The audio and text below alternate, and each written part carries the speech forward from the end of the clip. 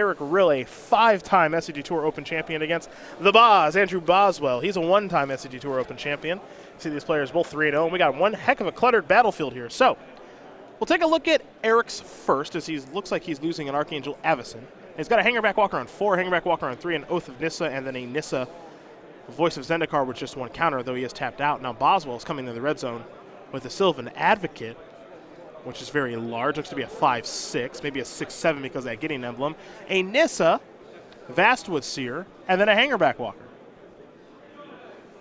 So things look to be in favor of Boswell, at least right now. Though it's tough to say. I'm also not sure what's exactly up with the tapped Sylvan Advocate. Aha! Boswell got it too. There you go.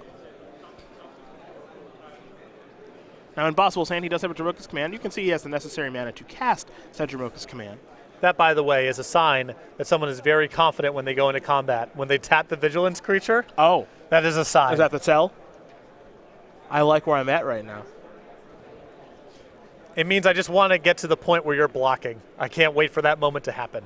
Just Boz has a Dromoka's Command here. So we're going to see a little bit of fighting and all of that jazz. Nissa's going to bite the dust.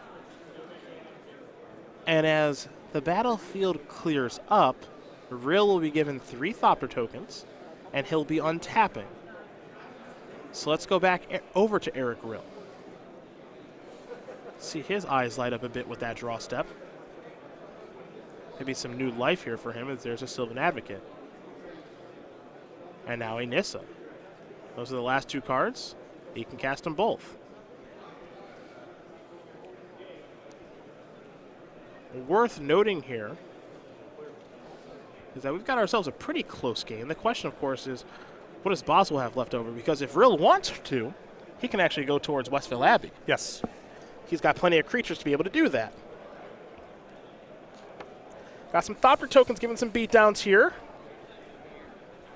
Boswell going to fall down to 14. He'll quickly untap. He'll take a draw. For Andrew Boswell, this is a deck that he's had a lot of success with in the Grand Prix circuit. Top 16 finish at Grand Prix Minneapolis. And then lost playing for top 8 with this deck to Pascal Maynard at Grand Prix Pittsburgh.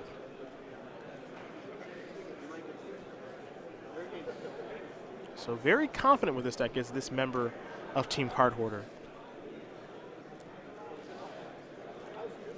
Team Card Hoarder on the inside track for the SCG weightlifting competition championships between Boswell and Devin Kepke. It's an easy win. Easy win. Over any other competitors, it's an easy win. Boswell with a morph. Nissa did transform.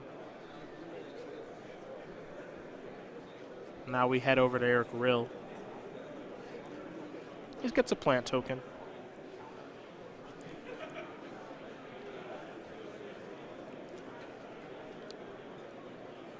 You see the Nissa had 1 over there for Andrew. Reason for that is because he got to make the 4/4 elemental with that. Shia. Rill's just trying to figure out, is there a way for me to continue to cross the finish line here? Now, the clock is playing a real role. Now, we will confirm that this is game number 2. Though these green-white mirrors do get a little bit grindy, so I'm not too surprised to see it's only game number 2 here. I think the issue right now for Rill may be that Boswell has just played this Den Protector, and I believe there was a Tragic Arrogance in his graveyard. That would be a problem. And that's a lot in this spot.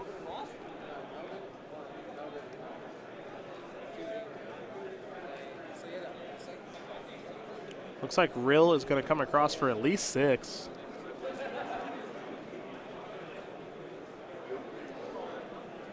Might be a split there. Tries to finish off Nissa, getting some points.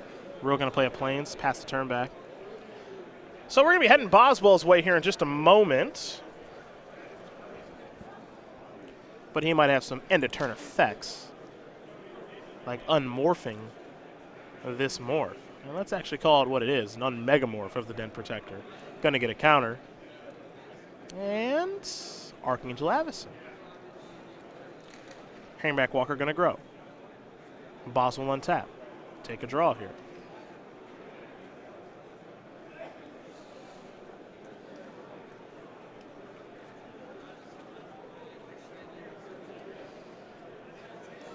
Boswell might be thinking Sylvan Advocate.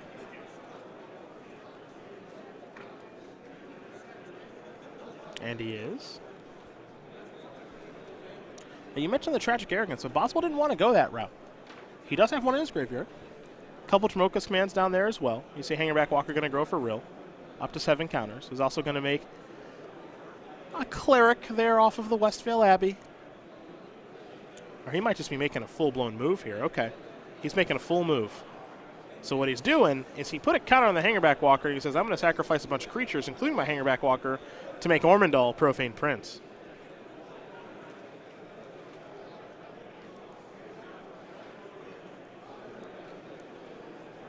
So Eric gets some Thopters left over.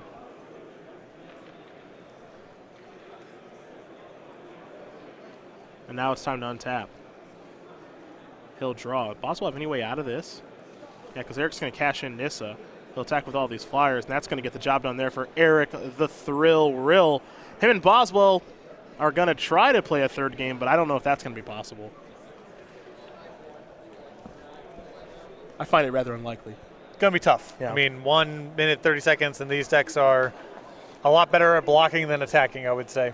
Yeah, I predict a shuffling of the deck, maybe a little bit of conversation here, but getting a third game finish here seems borderline impossible. That said, you know, we can take a look at the sideboards and what they've brought. Now, let's talk about green-white just kind of on the whole. You know, feeling as though Gideon's gotten a lot worse in this particular metagame. How do we feel about this deck? It's just kind of something to play this weekend. Well, you know, it is, I would say, has the best pedigree of any of the decks from the previous standard format.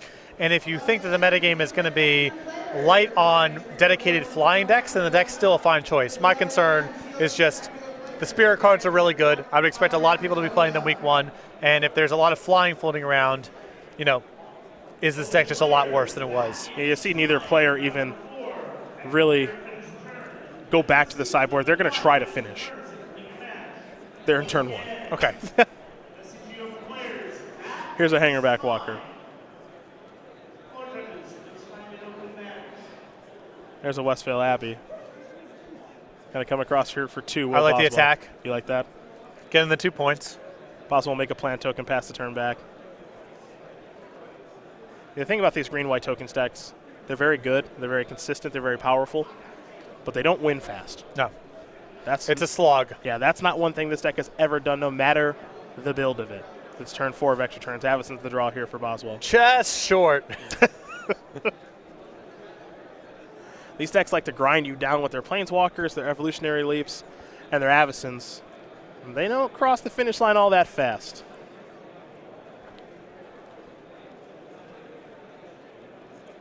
Both players with Nissas. Both players will show their hands. It's going to be a draw. No one likes to get a draw this early in the tournament, but that's just the reality of the situation.